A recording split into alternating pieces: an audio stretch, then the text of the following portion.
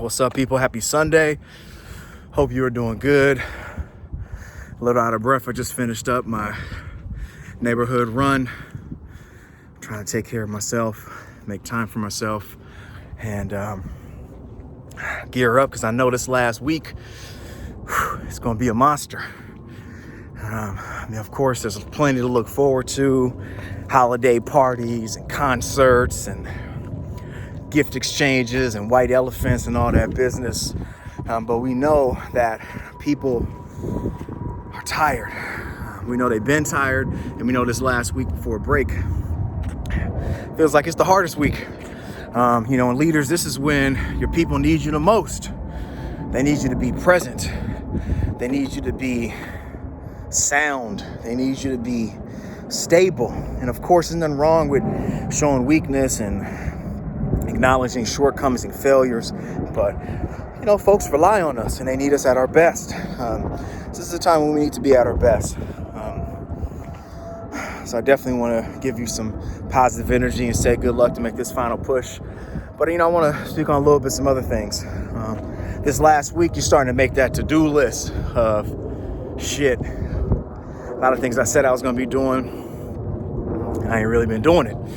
A lot of things that I wish our school would be doing, but maybe we tried to do it, but we ain't doing it. And you're looking at that spring semester like, okay, well, you know what? We're going to do it. We're going to push.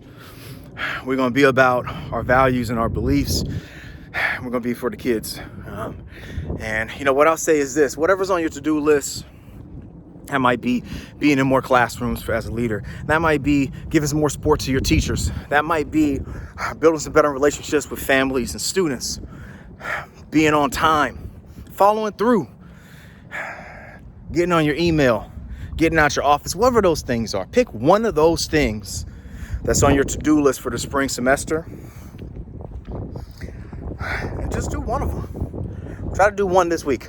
Just pick one. A lot of times we set these lofty goals, but we never get started. All right, we set these New Year's resolutions, but we wait until January to do them, and then we stop doing them. So pick one and start doing them. And on this New Year's resolution, I was speaking on this last week.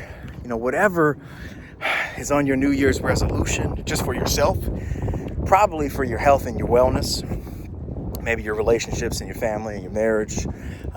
Whatever's on that list, start that shit right now. Pick something you can do,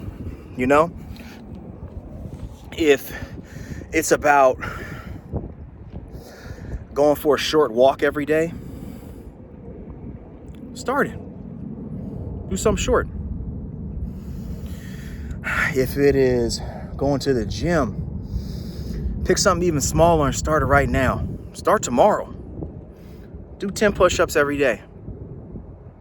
Do 10 squats every day. Jump rope for a minute. Meditate. Be mindful. Close your eyes and just be still for a minute, for 2 minutes. Try to do that shit every day. Because here's the thing. If you wait until January 1st, you got to make a choice. Whether you're going to do it or you're not going to do it. But if you start right now, you put in 3 weeks of some effort and some momentum, see some progress.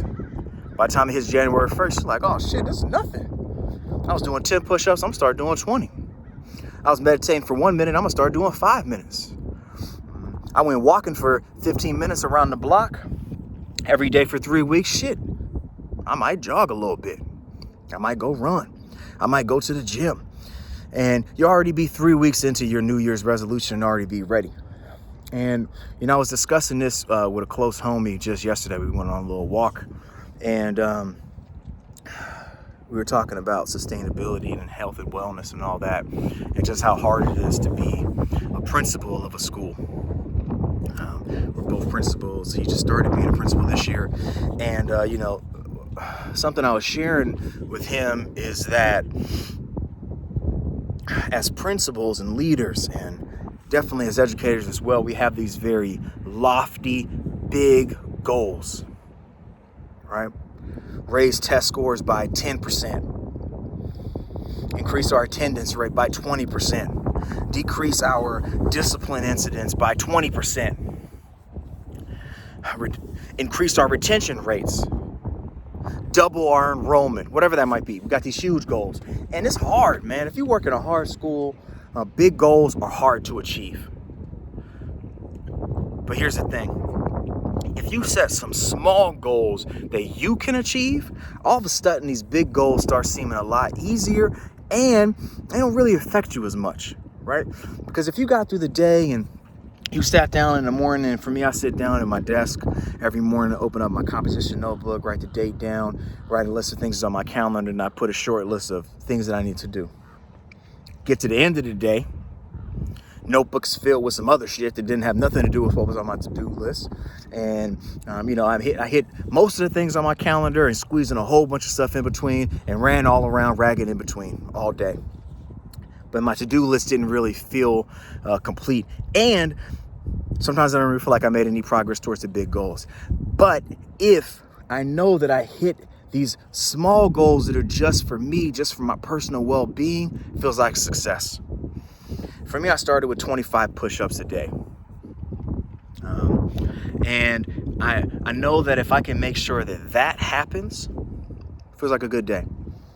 Everything else ends up being in the background, and truthfully, everything else ends up going much better.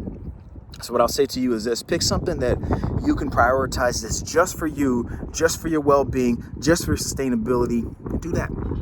You can do it. It's just for you. Do it small. Don't pick something hella big like, I'm going to make it to the gym and I'm going to work out for an hour and a half and I'm going to do Bikram for 90 minutes 3 times a week. If you can't do that shit and you can't make it happen, you don't do it, you stop doing it, you do nothing, that's not better than nothing. It's better you do something small that you can do every day. The other thing that I was sharing with my homie about wellness is that when your health, both your physical health, your mental health, your spiritual health is solid, stable, strong, the rest of the work feels easy. It don't really hit you in the same kind of way. It don't affect you in the same way. You don't personalize things that you don't need to personalize. You don't take home as much baggage as you need to take home, because this work is dehumanizing. Especially once you get in some place in middle management. And don't get it twisted, right? All our teachers are really in middle management, right? If we're talking about managing and inspiring and educating young people and trying to deal with adolescence and angst and rebellion and resistance, that's middle management. And anything outside of that is still, we're managing something. So that management within a system that is designed to hold folks down, that is designed to sort folks, to maintain classes, that shit is dehumanizing. It will dehumanize you, and it'll seduce you or beat you down into submission so that you are dehumanizing others and the kids. The only thing that will make you feel more human is tapping into yourself, connecting with your body, with your mind, with your spirit, whether that is through prayer, through meditation, through exercise, whatever that is. It'll bring you a little bit closer to your core. So I urge you to take care of yourself. The final thought I'll end on is, recently I was at this convening thinking about sustainability and the principalship for principals in California and nationwide. And this group that we were all hooked up with, we're talking about how do we systematize sustainability? How do we ensure that our leaders are enduring and making it through and staying in the job so that our teachers can do the same, so that our students can have success? And something I realized in this process is that ain't nobody really thinking about that. Surely we were in this convening, we were thinking about that down the road. Maybe somebody will be, maybe they will. But in the meantime, ain't nobody losing sleep thinking about my sustainability. But I do know I can, right? So instead of waiting for someone to systematize your job, the sustainability for your job, systematize that shit yourself, right? Bring lunch. Eat your damn lunch, right? Take a break. Go take a walk, right? Take a day off. Read a book. Go to a conference. Hang out with your friends. Go talk to your principal colleagues so that they can support you. Systematize that shit yourself. Stop waiting for somebody to figure that shit out, because maybe they will, maybe they won't, but in the meantime, you got to figure that shit out for yourself. Otherwise, you're going to get gobbled up and eaten in the belly of the beast. Without me, that shit ain't about to happen. And once it gets to the place where I know that I can't find my way out and I can't sustain through it, then I got to find something else. But in the meantime, I'm going to hack that shit so that it's working for me. I think you can do the same. So a couple thoughts, right? Systematize your own sustainability. Get started on your New Year's resolutions now. And take care of yourself. Self-care. That shit will get you a long way. Keep fighting for the kids. Push through this last week. Peace.